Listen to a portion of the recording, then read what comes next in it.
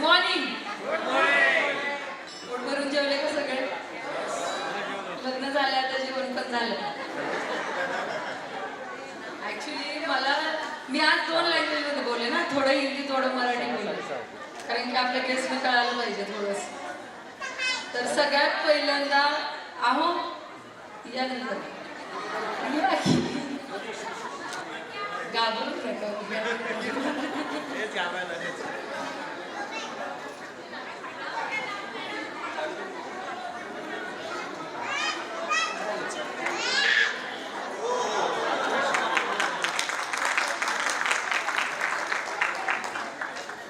कारण की मला माईक सुद्धा पकडायला येत नव्हता, तर ते मला त्यांनी शिकवलेलं आहे. त्यांचा सगळ्यात मोठा हात आहे सक्सेसमध्ये. कारण की माझं लग्न जेव्हा झालं तेव्हा 12वी संपून फर्स्ट इयरची एक्झाम मी लग्नानंतर दिली. तर तुम्ही समजू शकता की वय खूप लहान होतं आणि मला वाटायचं की बाकीच्या सगळ्या मुली कॉलेजमध्ये जातात आणि माझं काय आता, माझं लग्न झालं तर मी काय करणार. तर कुठेतरी असं वाटायचं की आता करिअर संपलं. ते प्रत्येक मुलीला वाटते की आपलं स्वतःचं करिअर पाहिजे काहीतरी. तर त्यांनी मला कधीच म्हणजे त्यांनी मला इतका चान्स दिला. मला कधी माईक धरताच आला नव्हता. त्यांनी तिथून मला शिकवलंय सगळं. फक्त मी त्यांनी जे सांगत गेले तसं मी करत गेले. आणि सगळ्यात महत्त्वाचं, माझे आई वडील, माझे सासू सासरे नेहमी आमच्या सोबत राहिले. कधीही त्यांनी अडवलं नाही आम्हाला कोणत्या गोष्टीला. सासू सासरे असून सुद्धा त्यांनी कधी मला म्हणजे कुठल्याही गोष्टीला कधी म्हटले नाहीत की बाहेर जाऊ नका किंवा काय. त्यांनी नेहमी आमचे सक्सेसमध्ये त्यांचा सगळ्यांचा मोठा हात आहे. माझं लग्न झाल्यानंतर जसे सगळ्यांनाच माहिती आहे, माझं लग्न ठरलं कसं. नवीन लोक किती आहेत? अच्छा, बऱ्यापैकी नवीन लोक आहेत. तर तुम्हाला थोडंसं सांगेन मी. माझं लग्न प्रवीण सरांनी एक पुस्तक लिहिलंय. किती लोकांनी बघितलं? मानवी आरोग्याची सर्वात मोठी ग्रंथ. तर आमच्या आप्पा आहे ना, घरी ते पुस्तक घेऊन आलेले आणि माझ्या वडिलांना दाखवलं. मला नाही माहिती ते दोघं काय बोलले वगैरे, पण जेव्हा मला सांगितलं तेव्हा मला काय वाटलेलं, मी खरं सांगते, मला तेव्हा वाटलेलं की असंच काहीतरी असेल आणि त्यांनी लिहून दिलं असेल किंवा नाही काय नावं वगैरे. कारण की एक साधारण मुलगा लेखक असू शकतो हे मला विश्वासच नव्हता. तर मला ते खोटंच वाटत होतं. म्हणजे मी कधी त्याच्याकडे एवढं लक्षच दिलं नाही. ते पुस्तक मी उघडलं पण नव्हतं जेव्हा त्यांनी दिलेलं ना, कारण की मला माझ्या माइंडमध्ये कधी आलंच नाही की एक साधारण मुलगा सुद्धा पुस्तक लिहू शकतो. तर मी कधी ते पाहिलंच नव्हतं. मग जेव्हा लग्न झालं तेव्हा नंतर, लग्न झाल्यानंतर कळालं घरात एवढं वह्यांचं पूर्ण, म्हणजे ते जे पुस्तक लिहिले ना त्याचा पूर्ण डाटा मला घरात सापडला. तेव्हा मला खरं वाटलं खरोखर लेखकाशी लग्न झालं. आणि जेव्हा लग्न झालं तेव्हा आमच्या आप्पा घरी आधी लग्नाच्या आधी सांगत यायचे की माझा मुलगा मलेशियाला जाणार आहे. तर ते गेले की आम्ही सगळे हसायचो की काही सांगतात मलेशिया वगैरे कुठे. 2009 मध्ये मलेशिया म्हणजे खूप मोठ्या आणि श्रीमंत लोकांचं म्हटलं पाहिजे. कारण की त्यावेळी आपण नॉर्मल माणूस मलेशिया वगैरे स्वप्न पण बघत नव्हतो आणि आमच्या घरात तर कोणीच गेलं नव्हतं फॉरेनला. आणि लग्न झाल्यानंतर खरोखरच तो दिवस आला की ते खरोखर एक दिवस मलेशियाला गेले. आणि आप्पा जे म्हणायचे ते खरंच होतं हे मला त्या दिवशी कळालं. पण लग्न झाल्यानंतर देवकर सर जे आमचे अपलाईन आहेत त्यांचा फोन आलेला की तुझा ह्या महिन्याचं म्हणजे प्रवीणचं इन्कम 40,000 आहे. आप्पांनी सांगितलेलं, पण मला वाटायचं की काय असतं मार्केटिंग वगैरे काही माहीत नव्हतं मला लग्नाच्या आधी. आणि लग्न झाल्यानंतर मग मी विचार केला की हा माणूस 1 महिना सुट्टी काढून गावी, आणि मग गावी आहे तर इन्कम कसं काय आलं. कारण की त्यांना जो सेंट्रल गव्हर्नमेंटचा पगार होता तो फक्त 12,000 होता. किती होता? 12,000. आणि इकडे 40,000. मग ते मला कळालं की काहीतरी वेगळी पावर आहे. मग मी लक्ष द्यायला लागले. मग मी घरातून काम करायला लागले. मग त्यांनी मला शिकवलं स्वप्न बघायला. आणि मी खरं सांगते आज माझं स्वप्न पूर्ण झाले. मी आज इथे उभी राहिले. ह्या दिवसासाठी गेली 13 वर्ष आम्ही खूप मेहनत केली. कारण की मला असं वाटतंय की 2009 मध्ये ठरवलेलं मी क्राऊन कधी होणार आहे ते. पण म्हणजे तो क्षण मला असं वाटायचं क्राऊन म्हणजे खूप मोठं आहे आणि ते आपण करू शकत नाही. जेव्हा देवकर सरांना क्राऊन घातलेलं पाहिलं त्या दिवशी ठरवलं की ते बनू शकतात तर मी पण बनू शकते. तुम्हाला मी आज सांगते की आम्ही बनू शकतो तर तुम्ही पण बनू शकणार आहे. आणि त्याच्यानंतर हे तर झालं, पण मी स्वप्न 2009 मध्ये मी एक ड्रीम फाईल केली. 2009ला जेव्हा लग्न झाल्यानंतर एका सेशनमध्ये त्यांनी मला नेलं. आणि मेन म्हणजे मला त्यांच्याविषयी थोडं सांगायचं आहे. ते बॉलिवूडमध्ये जसं रणवीर सिंग आहे तसं DXNचं रणवीर सिंग आहे. कारण की इतकी एनर्जी, खरोखर एनर्जी भरपूर. 24 तासामध्ये रात्री सुद्धा ते मला वाटते 2-2:30 पर्यंत बसलेले लॅपटॉपला काय काय करत. फंक्शन त्यांचं आहे तरी सुद्धा काम त्यांना म्हणजे ते सोडूच शकत नाही. 24 तास फुल एनर्जीमध्ये असतं. तर त्यांनी मला एका मीटिंगला नेलेलं आणि तिथे ड्रीम फाईल बनवा म्हणून सांगितलेलं. त्यांनी काय केलं, 2-3 प्रिंट काढल्या, चिटकवल्या, हिंदी बोल. तो उन्होंने क्या किया, एक मीटिंग में गए थे, तो वहाँ पे उन्होंने बोला था ड्रीम फाइल बनाओ.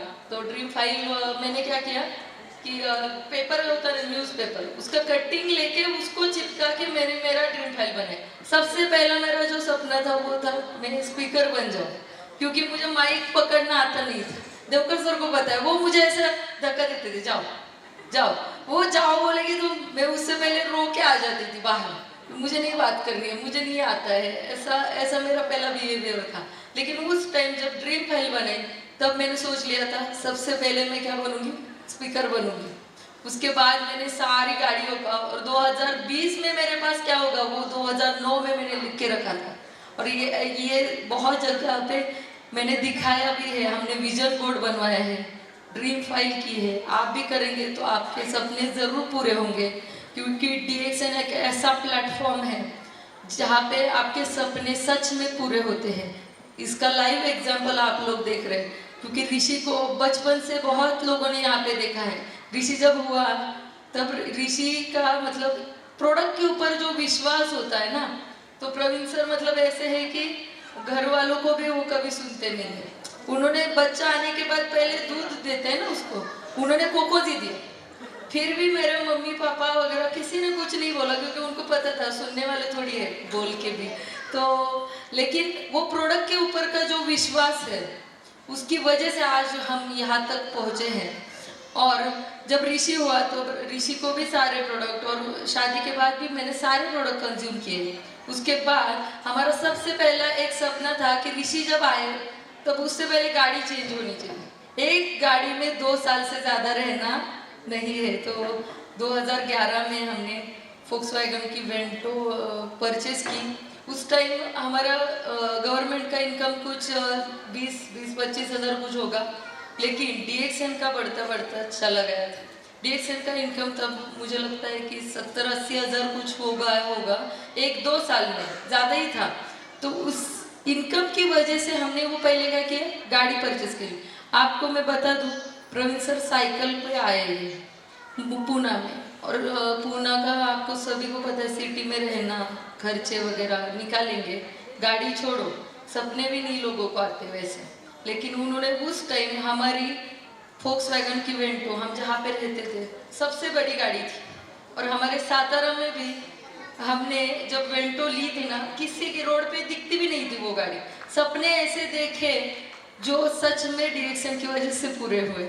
2 साल के अंदर हमने वेंटो ली. फिर उसके बाद फिर होता है ना, मुझे भी थोड़ा गाड़ियों का ज़्यादा शौक है, तो मैंने इनको बोला कि नहीं, ये गाड़ी में हम और नहीं बैठेंगे, हम दोनों पागल हैं. हम क्या करते थे पता है, गाड़ी बुक की Passat नेक्स्ट गाड़ी. तो हमने गाड़ी बुक की. तो ये इनको सैटरडे संडे छुट्टी होती थी, बाकी दिन ऑफिस होता था. ऑफिस के आने के बाद वो मुझे क्या करते थे, लेके जाते थे शोरूम के बाहर, हम ऐसा देखते थे गाड़ी कि इस गाड़ी में मुझे बैठना है. ऐसा करते करते वो Passat लेने में हमें बहुत परेशानी हुई थी. लेकिन क्योंकि हमारा सपना लग्जूरियस गाड़ी का फील लेना था और घर वालों को भी देना था. घर वाले हमारे अप्पा को, मेरे ससुर जी को जब ये गाड़ी में बिठाया Passat, वो बोलते थे विमान में बैठा हुआ ऐसा लग रहा है, एरोप्लेन में बैठा हुआ ऐसा लग रहा है. तो तब उनको ऐसा भी लगता था कि क्यों ये गाड़ियाँ ले रहे हैं. लेकिन उसके पीछे का रीज़न उनको पता नहीं था. इसके पीछे का रीज़न ये है, हम घर उठा के दिखा नहीं सकते सबको, लेकिन हम गाड़ियों से जब उतरते हैं तब पता चलता है कि कुछ है इस बिजनेस में. तो 2000 मुझे लगता है 13 में Passat हो गई. उसके बाद जो सबसे बड़ा सपना था, और वो सपना जब मैं लिख के रखती थी घर पे, जो हमारा विजन बोर्ड हमने बनवाया था, तो हॉल में मैं लिख के रखा था 2009 में कि मेरा पुणे में 1 करोड़ का घर होगा। तब मैंने वो अपार्टमेंट वगैरह लिखा था। तो हमारा वो लाइट बिल लेने के लिए आता है ना, वो आया, वो उसने वो लाइट बिल का रीडिंग लिया, मीटर रीडिंग, और उसके बाद वो पढ़ा और बोलने लगा पागल है क्या, कुछ भी लिख रही है, 1 करोड़ का घर, 12,000 का सैलरी में 1 करोड़ का सपना। 12,000 सैलरी थी तब 2009 में, तो 1 करोड़ का सपना। वो मुझ पर हंस के चला गया। मैंने इनको बताया भी, ये है ना, इसने मुझे ऐसा ऐसा बोल रहे कि मैडम कैसा कितना बड़ा सपना देख रहे हो, 1 करोड़ का घर हो ही नहीं सकता 12,000 की सैलरी में। तब मैंने उतना दिमाग मेरा चला नहीं कि उसको बताओ कि DXN क्या है। लेकिन है ना, इन्होंने मुझे बोला कि फिर से वो आएगा नेक्स्ट मंथ, उसको पुस्तक बुक जो है वो दिखा देना। तो वो चाय भी लेके गए। अभी भी वो वहाँ पे ही है। अभी हम 1 करोड़ के घर में रहते हैं, क्योंकि सपने ना DXN की वजह से पूरे हुए हैं। और हमारा 2016 में शायद अपना खुद का फ्लैट हुआ बेलाकासा में। उसके बाद फिर ऐसा हुआ कि अभी फ्लैट बड़ा हुआ है, फिर गाड़ी थोड़ी छोटी लगने लगी, फिर हमने फिर से वो एक जुनून था, तो हमने फिर से वो गाड़ी का नया सपना देखा। और जो 2009 में मैंने लिखा था 2020 में मुझे ऑडी चाहिए, तो हमने देवकर सर को ऑडी दिलाई 2016 में। देवकर सर को मैंने बोला कि सर क्राउन बनना है ना, ऑडी से ही उतरेंगे हम, आप ऑडी से उतरना, हम तब हमारे पास तब पसाट थी। और उनको जब उन्होंने क्राउन वगैरह देखा, उनका शो हमने बहुत बड़ा किया था उस टाइम का, जैसे ये अभी है वैसे उस टाइम। तो हमें वो इतना अच्छा लगा था कि नहीं ये हम भी कर सकते हैं। तो वो खुद की ऑडी से आए थे क्राउन बनने के बाद। तो उसके बाद फिर हमने भी 2017 में सिर्फ हमने गाड़ी नहीं ली, हमारे साथ नाना भंडारे यानी लतिका भंडारे, इनकी भी इनोवा क्रिस्टा, ये बहुत बड़ी अचीवमेंट है उनके लिए। हमने सिर्फ हमारे लिए गाड़ियों का सपना या घरों का सपना नहीं देखा, हमारे टीम में भी आज लगभग सारे डायमंड के पास गाड़ियाँ हैं, जरूर है ना। तो हमने अपने सपने तो पूरे किए, लेकिन लोगों को भी सपने साथ ही साथ पूरे करते चले गए। उसके बाद घर हुआ, गाड़ी हुआ, सब ठीक ठाक था, सब अच्छा चल रहा था, बहुत बिजनेस बढ़ रहा था। लेकिन एक दिन ऐसा हुआ कि इतना बिजनेस बढ़ने लगा, बहुत वर्कलोड बढ़ने लगा। फिर हम दोनों ने सोचा कि अभी जॉब की ज़रूरत नहीं है, हम फाइनेंशियल फ्रीडम आ सकता है, वो हम कर सकते हैं। वो फाइनेंशियल फ्रीडम आ गया है, अभी जॉब की ज़रूरत नहीं है। तो इसके लिए इन्होंने हम दोनों ने फिर घर में बताया, मेरे पापा को, मम्मी को, इनके मम्मी पापा को, सब ने बोला जैसा तुम लोगों को ठीक लगे। क्योंकि मेरे पापा ने एक बार भी उनके किसी भी मतलब जो भी उन्होंने डिसीजन लिया है उसमें कभी भी उन्होंने शक नहीं उनको आया, क्योंकि उनको पता था कि कुछ ना कुछ कर ही लेंगे, उनको पता है वो शांत नहीं बैठेंगे। तो उन्होंने उस टाइम भी बोला ठीक है तुम लोगों को लगता है तो करो। तो फिर उन्होंने रिज़ाइन वगैरह कर दिया।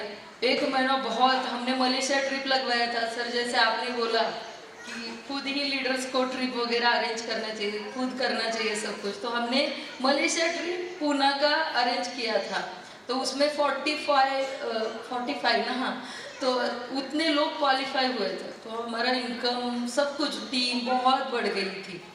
और उसके बाद ऐसा हुआ कि एक्सीडेंट हो गया उनका। तो उनके एक्सीडेंट के बाद ऐसा लगने लगा कि अभी क्या होगा पता नहीं। और एक्सीडेंट उस दिन हुआ जिस दिन, दूसरे दिन मेरी बहुत बड़ी मीटिंग मुंबई में थी। और एक दिन पहले ये वो प्रवीण सर और बच्चे बाहर गए थे, तो वहाँ से ऋषि का मुझे फ़ोन आया, मम्मी जल्दी आ जाओ। फिर मैं हॉस्पिटल चली गई। तो मुझे लगा था कि कुछ नॉर्मल हुआ होगा, मुझे नहीं पता था क्या हुआ है। मैं चली गई वहाँ से मुझे समझ में ये नहीं आ रहा था फ़ोन किसको करूँ, क्योंकि डॉक्टर को जब मैं मिली तो डॉक्टर ने मुझे वो एक्सरे दिखाया जिसमें पैर में पूरा कट था, वो हड्डी पूरा टूटा हुआ था। तो उसमें फिर ऐसा हुआ कि मुझे ये समझ में नहीं आ रहा था कि अभी इस सिचुएशन में, क्योंकि हम दोनों यहाँ पे रहते हैं, हमारे सारे घर वाले गांव में रहते हैं सातारा में, तो हम दोनों अकेले ही थे। तो फ़ोन किसको करें, पहला फ़ोन मैंने भाई को किया था मेरे, तो उसको भी वहाँ पे कुछ समझ में नहीं आ रहा था। फिर मैंने उसको कुछ भी करे वो उसको 3 घंटे लगेगा सातारा से पूना आने के लिए। और फिर अभी तो जॉब भी नहीं थी तो फ़ोन किसको करे, तो सबसे पहले फ़ोन मैंने सवेरा सर को किया था। 5 मिनट में सर आए थे और सर ने बोला तुम पहले बाहर जाओ, तुम यहाँ पे रुको मत, तुम वो देखो मत, क्योंकि वो देख के मैं बहुत घबराई थी। वो पूरा पैर ऐसा ऐसा हिल गया था उनका, तो मतलब मैं बहुत डरी हुई थी। फिर रफीक सर का फ़ोन आया। इन लोगों ने बहुत मतलब उस टाइम बहुत सिचुएशन खराब थी, लेकिन उस टाइम भी मुझे सिर्फ उनका एक्सीडेंट हुआ है इसके लिए बुरा लग रहा था। लेकिन मैंने ये कभी नहीं मेरे दिमाग में आया कि अभी हमारा फ्यूचर कैसा होगा। जो सिक्योरिटी की जो बात की जाती है DXN में, वो सच है, क्योंकि उस टाइम ऐसा हो सकता था अगर वो घर में बैठे तो इनकम बंद भी हो सकती थी। क्योंकि अगर हम DRDO में भी वो जॉब करते हैं 3 महीने के बाद फिर आपका पेमेंट आना बंद हो जाता है, लेकिन DXN की वजह से उनको 3 महीने तक बेड रेस्ट था, 3 महीने तक। लेकिन 3 महीने तक भी हमें कभी पैसों का कोई प्रॉब्लम आया नहीं, हमारा इनकम कम हुआ नहीं, हमारे इनकम में कोई भी प्रॉब्लम आई नहीं। घर में बैठ के भी हमें वही इनकम मिल रहा था। फिर आप सोचिए कितना पावरफुल सिस्टम ये है। सवेरा सर आए, उसके बाद 2-3 दिनों में रफीक सर, वो सर सब लोग मिलने के लिए आए थे।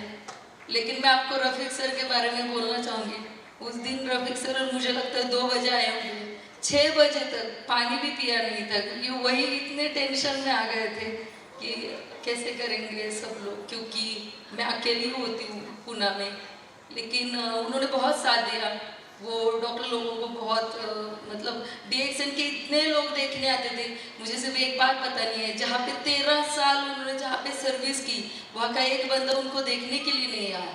लेकिन जहाँ पे उन्होंने कुछ नहीं किया, एक परिवार बनाया DXN का, इतने लोग आते थे दिन में, 24 लोग एक साथ आते थे, पूरा घर भरा हुआ रहता था। तो मुझे कभी डर लगा नहीं, कि मुझे कभी ऐसा लगा नहीं कि मैं अकेली हूँ। इसलिए आप सभी लोग हमारे साथ उस टाइम भी रहे, सुख हो या दुख हो। DXN के लोग सभी जगह पर हाजिर रहते हैं, मतलब सुख में भी वो उतना ही साथ देते हैं और दुख में भी। उस टाइम एक्चुअली मुझे वो हॉस्पिटल से इनके डॉक्टर सर्जन का फ़ोन आया कि तुम्हारे हस्बैंड है क्या, इतने लोग क्यों देखने आ रहे हैं। थियो सर आने वाले थे, उनको ड्रेसिंग के लिए लेके गए, तो फिर फ़ोन आया मनी सर का, थियो सर को फिर फ्लाइट है जाना है। तो फिर मैंने वो ड्रेसिंग के वहाँ से निकल के उनको फिर से रूम में लेके गया। तो वो मुझे बोले तुम्हारे हस्बैंड करते क्या है। मैंने बोला वो बहुत बड़े लीडर हैं, आपको देखना यूट्यूब पे चले जाओ, वहाँ पे पता चलेगा वो कौन है। तो फिर वहाँ से मतलब उन्होंने फिर उसके बाद ऐसा बिजनेस, उस टाइम ऐसा हुआ था आप लोगों के लिए लॉकडाउन आया 6 महीने बाद, जब इनका एक्सीडेंट हुआ उसके बाद लॉकडाउन आया था। लेकिन इन्होंने क्या किया, अभी घर से बिजनेस को कैसे बढ़ाया, तो वो घर पे ही ऐसा लैपटॉप रख के जूम मीटिंग स्टार्ट कर दी। उस टाइम जूम है ना किसी को पता नहीं था, मुझे लगता है किसी को पता नहीं था। उन्होंने जूम मीटिंग से स्टार्ट कर दिया और मुझे बोल दिया तुम फील्ड में जाओ। तो मैं हर मतलब कातरज का उनका जो डेली का रहता था, हर वीक में वो गुरुवार को जाते थे कातरज। तो फिर मैं जाने लगी और फिर मैंने वो सपोर्ट फील्ड में लोगों को वो दिया और उन्होंने घर से ही पूरे टीम को जूम से संभाला। और उसके बाद जब कोरोना आया तब हम डगमगाए नहीं, क्योंकि हमारे लोगों को पहले से ही आदत थी जूम की। तो मतलब इनोवेटिव बहुत है, मतलब उनकी तरह एनर्जी किसी के पास नहीं, वो चुपचाप बैठेंगे नहीं, बिजनेस बढ़ाने के लिए कुछ ना कुछ नए तरीके लाते हैं, बहुत सारे ट्रिप लगवाते हैं। बहुत सारे लोग भी बोलते हैं कि हर टाइम नया कुछ लेके आते हैं, लेकिन वो इतने इनोवेटिव है। जैसे आपने जो 5 पॉइंट बताए, तो मतलब बहुत अभी भी मलेशिया सब लोग लेके जा रहे हैं। मलेशिया निकलवाने के लिए उन्होंने हैदराबाद भी बोला है लोगों को कि करो। हमारे टीम से मुझे लगता है 4 लोग क्वालिफाई भी हुए हैं ना, बराबर ना। तो मतलब हर टाइम उन्होंने नया नया, लेकिन DXN ने हमें बहुत साथ दी।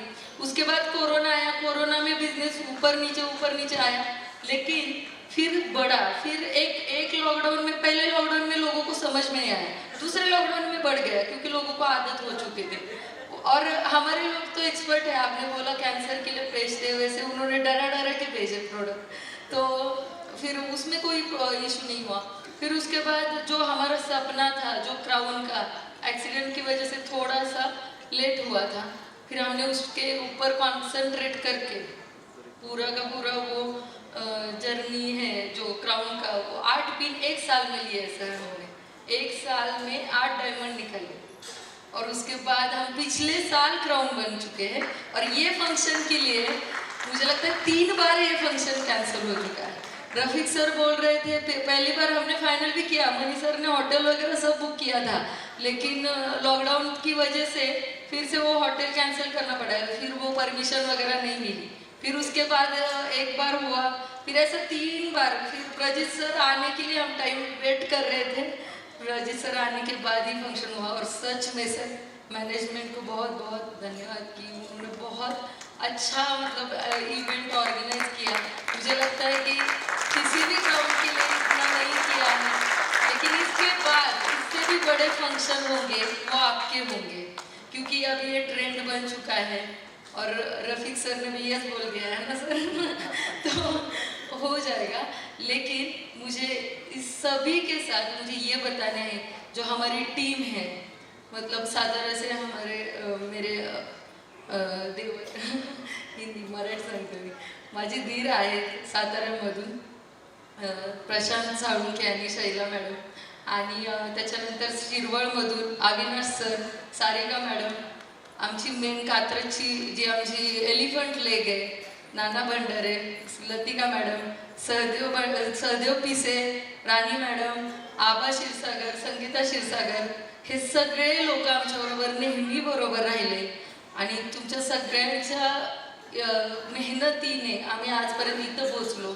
आता आमचं सगळे स्वप्न पूर्ण झालेली आहेत। आता आमचं एकच स्वप्न आहे की आमच्या प्रत्येक टीममधला प्रत्येक मेंबर क्राउन अँबॅसेडर झाला पाहिजे, आणि तो झाल्यानंतर जेवढा आनंद त्यांना नसेल होणार त्याच्यापेक्षा जास्त आम्हाला होणार आहे। कारण की मी समजू शकते, आजही देवकर सरांना मॅडमना तेवढाच आनंद झाला असेल की त्यांची मुलं जेव्हा त्या पावलावर येतात तेव्हा तो खूप मोठा आनंद असतो, आणि आता तो आम्हाला घ्यायचा आहे, त्यामुळे आम्ही त्यासाठी काम करणार आहे।